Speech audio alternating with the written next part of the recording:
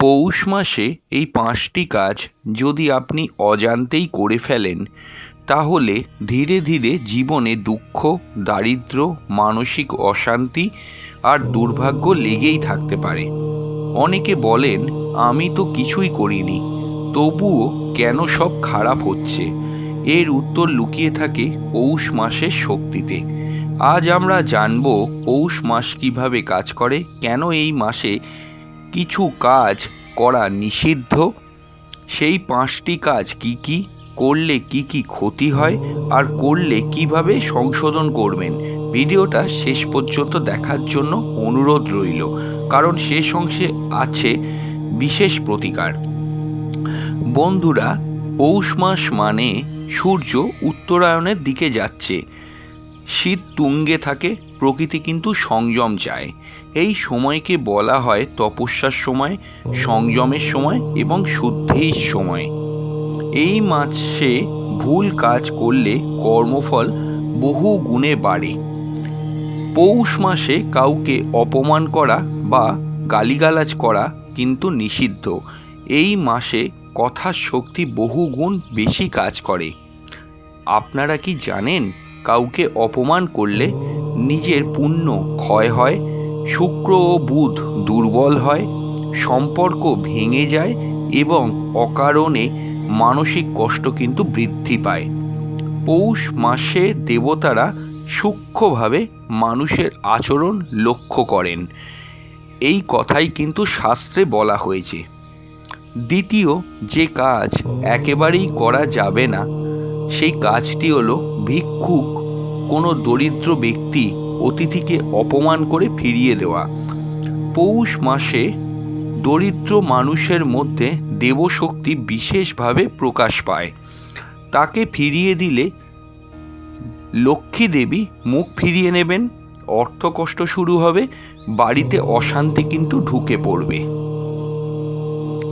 তৃতীয় যে কাজ করা একেবারেই অনুচিত, সূর্যাস্তের পর ঝগড়া করা, কান্নাকাটি করা এবং কাউকে অভিশাপ দেওয়া। সূর্যাস্তের পর পৌষ মাসে নেতিবাচক শব্দ করলে সেটা বহু গুণ শক্তিশালী হয়ে ফেরত আসে। ফলে বাড়িতে রোগ, হঠাৎ অর্থ খরচা, অশান্তি এবং ঘুমের সমস্যা শুরু হয়ে যায়। চতুর্থ যে কাজ একেবারেই করা যায় না, পৌষ মাসে ব্রহ্ম মুহূর্তে ঘুমিয়ে থাকা। এই পৌষ মাসে ঘুমোলে সূর্যের শক্তি শরীরে ঢোকে না, ফলে মন ভারী হয়ে যায়, আত্মবিশ্বাস কমে যায় এবং আলস্য বাড়তে পারে। এটা দীর্ঘমেয়াদে দুর্ভাগ্যের দিকে কিন্তু আপনাকে ঠেলে দেবে। পঞ্চম যে কাজ একেবারেই করা উচিত নয়, শীতকালে কাউকে কষ্ট দিয়ে নিজের আরাম পাওয়া কিন্তু একেবারেই উচিত নয়। কম্বল থাকা সত্ত্বেও অন্যকে শীতে কাঁপতে দেওয়া, সাহায্য না করা, এটা গুরুতর পাপ হিসাবে কিন্তু ধরা হয় পৌষ মাসে। এর ফল শনিদেবের কৃপা হারানো, দুঃখ দীর্ঘস্থায়ী হওয়া, জীবনে অকারণ বাধা বিপত্তি আসা। এবার আমরা আলোচনা করব কি কি করবেন। পজিটিভ কিছু কাজ বলছি। সূর্যকে জল নিবেদন করুন, গরিবকে কম্বল বা গরম খাবার দিন, গালিগালাজ নয়, আশীর্বাদ করুন, তাহলেই কিন্তু পুণ্য হবে। সকালবেলা সূর্য নমস্কার করুন, শিব বা বিষ্ণুর নাম নিন।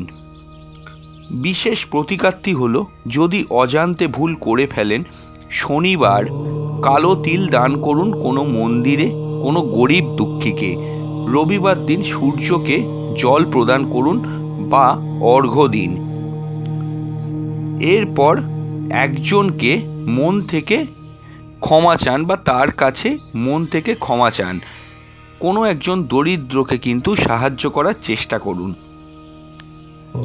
আপনি মনে রাখবেন, পৌষ মাস শান্তির নয়, শুদ্ধির মাস। ভুল যদি এড়াতে পারেন, জীবনে আপনি সঠিক পথেই কিন্তু আসবেন। ভিডিওটা যদি ভালো লাগে আমাদের চ্যানেলটা সাবস্ক্রাইব করে অল নোটিফিকেশন বেলটি কিন্তু প্রেস করে যাবেন। নমস্কার।